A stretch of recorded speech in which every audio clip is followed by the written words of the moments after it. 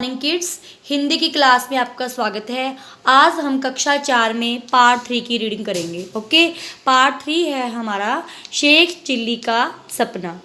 मेहनत करने के स्थान पर सपने देखने वालों का क्या हाल होता है, आओ इस कहानी को पढ़कर जानते हैं। हंसो और मज़े करो। मालकिन, कल तुमने पौधों को पानी क्यों नहीं दिया? नौकर, कल बारिश हो रही थी इसलिए। मालकिन, तो फिर छाता लगा कर दे देते। पिता, एक साथ इतने खेले मत खाओ। बेटा, एक साथ कहाँ, एक एक करके खा रहा हूँ। एक दिन शेख चिल्ली की अम्मी ने उससे कहा, बेटा अब तुम बड़े हो गए हो, तुम्हें कुछ काम धंधा करना चाहिए। शेख चिल्ली बोला, लेकिन मुझे तो कोई भी काम नहीं आता। अम्मी बोली, बेटा कुछ न कुछ तो तुम्हें करना ही होगा। शेख चिल्ली मेहनत से नहीं घबराता था, मगर ख्याली पुलाव बहुत बनाता था। ख्याली पुलाव मतलब सपने बुनना।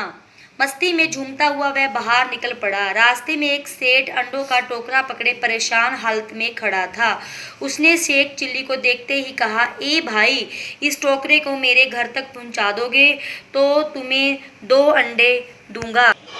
शेख चिल्ली बोला, सिर्फ 2 अंडे? सेठ ने कहा, 2 अंडों से तो इंसान की तकदीर बदल सकती है। यह सुनते ही उसने अंडों का टोकरा सिर पर रखा और सेठ के पीछे पीछे चलने लगा। वह मजदूरी से मिलने वाले 2 अंडों को लेकर तकदीर बदलने का सपना देखने लगा।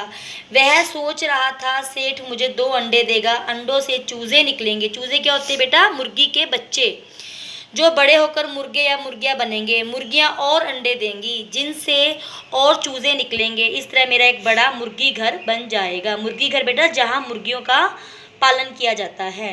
कुछ समय बाद मेरी सारी मुर्गियां बेचकर कई भैंसे खरीद लूंगा। इस तरह जल्दी ही मेरा दूध बेचने का व्यवसाय मीन्स काम धंधा शुरू हो जाएगा। लोग मुझसे दूध खरीदने आएंगे और मैं अमीर बन जाऊंगा। इसके बाद मैं अपनी सारी भैंसें बेचकर एक साथ हाथी खरीदूंगा।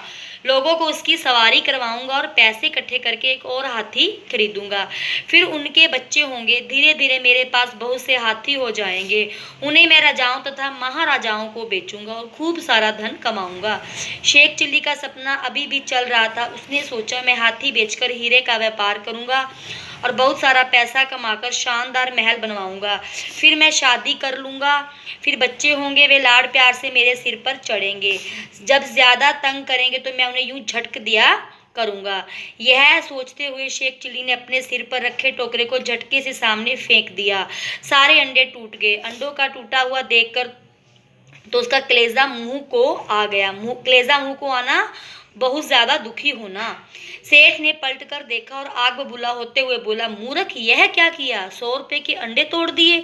शेख चिल्ली रोते हुए बोला, अरे सेठ जी, आपके तो 100 रुपए के अंडे ही टूटे हैं, लेकिन मुझ पर तो आसमान ही टूट पड़ा है। मेरा मुर्गी घर, दुग्धशाला, महल सब खत्म हो गए। मेरे बीवी बच्चे, लाखों की जायदाद सब चली गई।